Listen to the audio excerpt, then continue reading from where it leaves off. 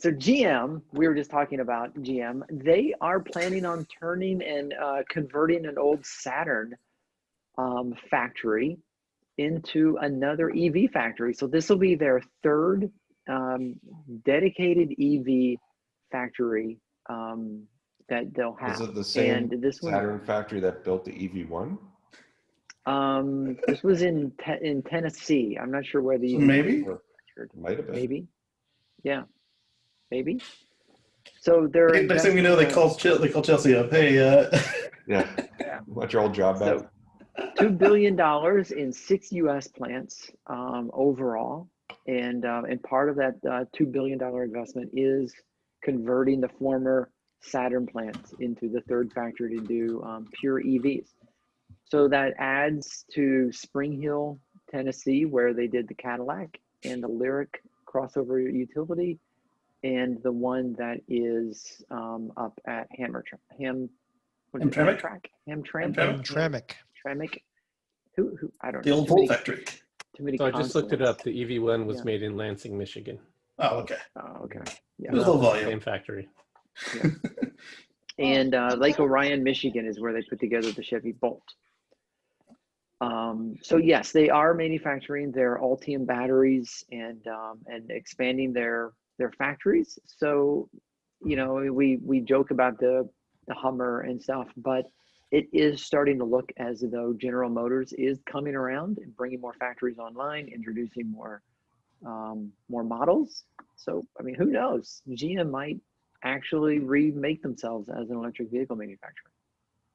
I was just going to say that the fact that they're saying that they want to have 20 electric vehicles by 2023, that looks to me like they're basically saying they're going to put out, and their entire lineup is going to be electric vehicles. So it's not an explicit statement of, hey, we're probably cutting back on the gas production and shifting mostly towards the EV market. But I think that sounds like a really solid commitment to converting GM into a new path. And I think it's highly commendable. Yeah, I mean, Musk was saying on the call today that they are looking to very soon exceed the ability to be as affordable as gas. And LG got in trouble, or GM got in trouble for letting it be known how cheap LG batteries were when the Bolt came out. So they probably are really close to that same number. So now it's one thing for General Motors to say that we're going to put out these cars. And this is probably the wrong thing to do, but let's play the stereotype game.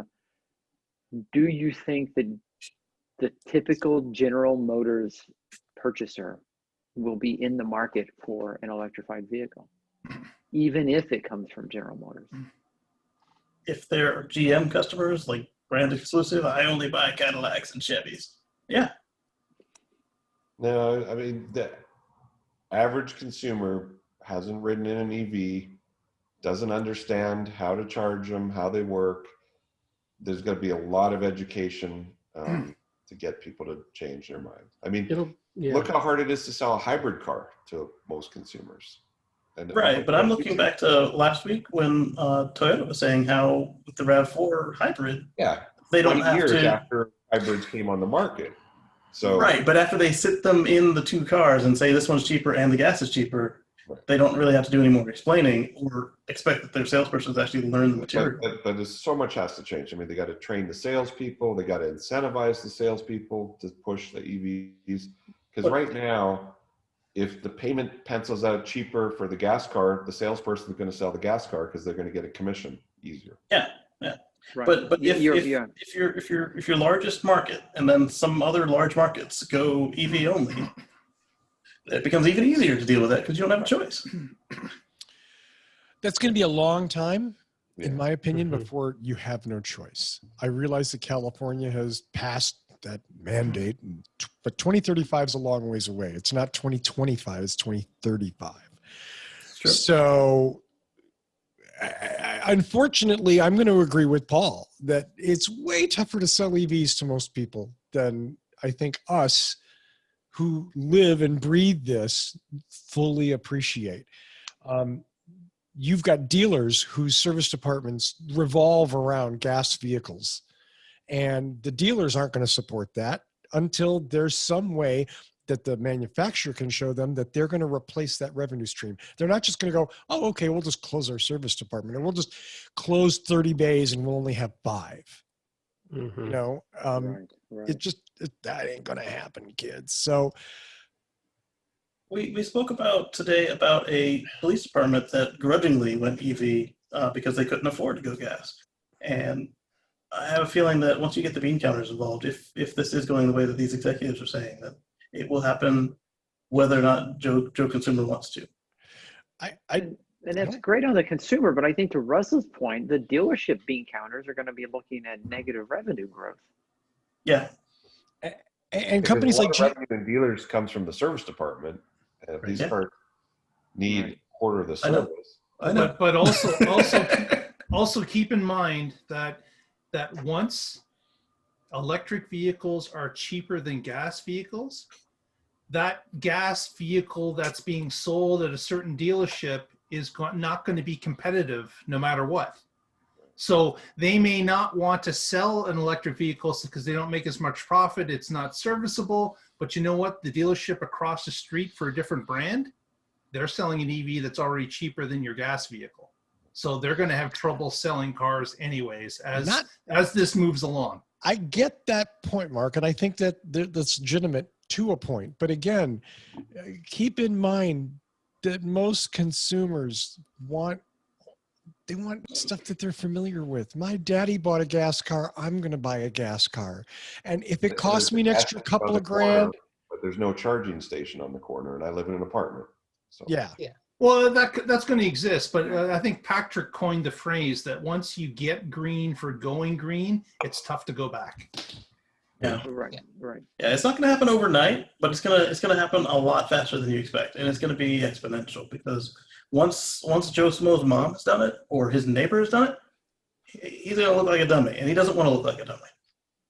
Yeah. So one thing, to get back to GM for a minute here. It's easy to make statements like, oh, we're going to have 20 electrified vehicles by some future date. And talk is cheap. Spending millions or billions of dollars to convert factories over, that's a commitment. That's that's not just talk, that's not just promises, that's actual action, that's putting their money to work.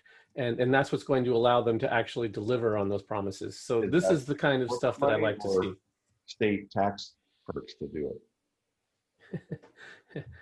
Yeah, I'm not sure if they are getting perks or not. I'm sure that anything that brings jobs to some local jurisdiction, they're going to try to get tax breaks or abatements or whatever. That's just what businesses do, and I'm not going to hold that against them.